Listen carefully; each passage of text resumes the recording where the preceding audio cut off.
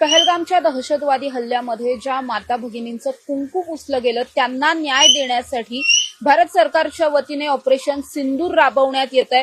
काल याचा पहिला पार्ट आपण पाहिला, मात्र आज सुद्धा भारताकडून पाकिस्तानवरती ड्रोन हल्ले चालू आहेत, तोडीस तोड उत्तर दिलं जात आहे। आणि या सगळ्यानंतर आता माझ्याबरोबर संगीता गणबोटे आहेत, कौस्तुभ गणबोटे यांच्या पत्नी आहेत। आणि खरं तर खूप मोठं हे दुःख आहे, मात्र आता जे काही सुरू आहे त्याच्यावर त्यांना काय वाटतं हे जाणून घेणार आहोत। काकू, आत्ताचं जे काही ऑपरेशन आहे त्याच्यावरून न्याय मिळाला असं वाटतं? हो, आता जे ऑपरेशन चालू आहे त्याच्यावरून न्याय मिळाला असं वाटतंय, पण हे जे दहशतवादी आहेत त्यांचं आता आम्हाला खरोखरच खूपच भीती बसलेली आहे। तर त्या दहशतवादी जे आहेत त्यांना त्यांचं पूर्णपणे मूळच नष्ट करून टाकावं असं आम्हाला वाटतं। या ऑपरेशनला जे नाव ठेवण्यात आलं ते स्वतः पंतप्रधान नरेंद्र मोदी यांच्याकडून नाव देण्यात आलं होतं, ऑपरेशन सिंदूर। हे नाव तुमच्या लेखी किती महत्वाचं आहे? हे नाव आमच्या लेखी खरोखरच खूप महत्वाचं आहे। मोदींनी आमच्यासारख्या भगिनींचा, प्रत्येक आईचा आणि आमच्या पुसले गेलेल्या कुंकवाचा बारीक विचार करून त्यांनी हे नाव दिलं, त्यांना हे सुचलं, हेच आमचं भाग्य आहे। खरोखरच मोदी इज द ग्रेट।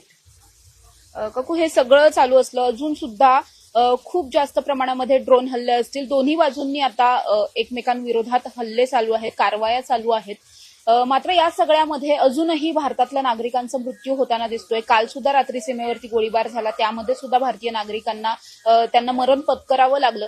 हा सगळा दहशतवाद तुम्ही स्वतः जवळून अनुभवला, कसं वाटतं हे सगळं बघितल्यानंतर? हे कधी नाही, आता हे चालू असताना खरोखरच आपल्या इकडची लोक जी मारली गेलेली आहेत आता या लढ्यामध्ये, त्यांचं ऐकून मला खरोखरच खूप वाईट वाटलं, कारण आम्ही ते भोगलंय आणि आता त्यांच्याही बायकांना हे भोगावं लागणार आहे।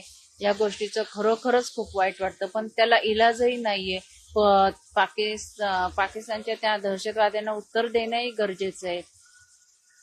त्यामुळे आता ह्यावर उत्तरच नाही मी काय देऊ शकत, कारण आता आमचं दुःख आणि त्यांचं दुःख सेमच झालेलं आहे। कारण त्यांनाही अचानक लढाईवर जावं लागतंय आणि ते लढता लढता मरण पत्करावं लागतंय। ते वाईट गोष्ट आहे खरं तर। हे सगळं जरी आत्ता चालू असलं तरी सुद्धा हे सगळं समूळ नष्ट होण्यासाठी नेमकं काय करावं असं वाटतं आता? आता ते तर मी काय सांगू शकत नाही, ते मोदीजी आहेत ते बरोबर करतील आणि जे काही सैनिक यामध्ये हे होतंय तर त्यांच्यासाठी मोदी योग्य ते विचार करतील।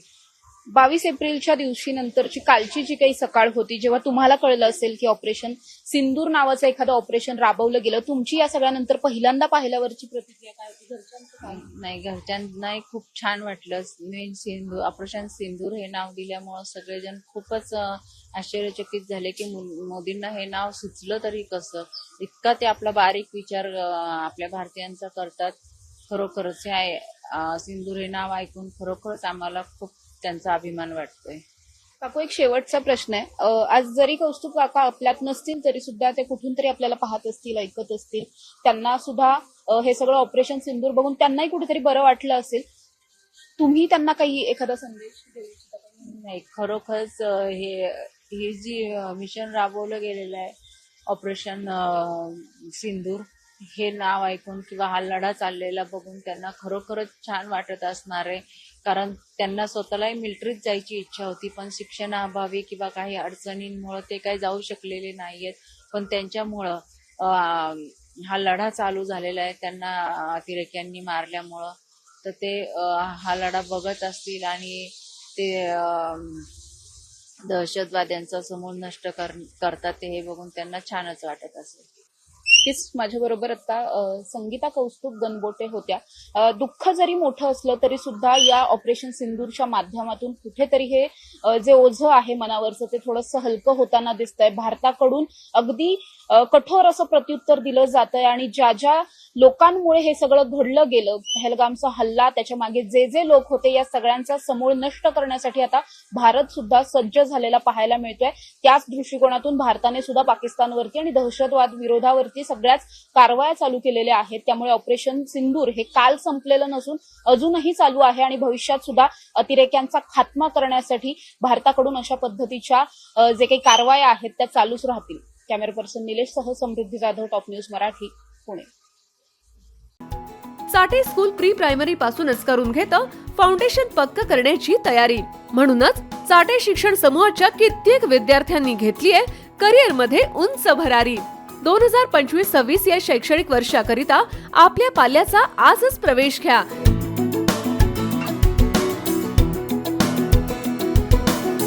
प्रवेशासाठी पत्ता Shri park society, Balaji hospital समोर, खराडी बायपास, पुणे 14. संपर्क क्रमांक 9372619453 किंवा 9372619483 किंवा 9372619484. फाउंडेशन उत्तम, प्रगती सर्वोत्तम. Chate foundation, no tension.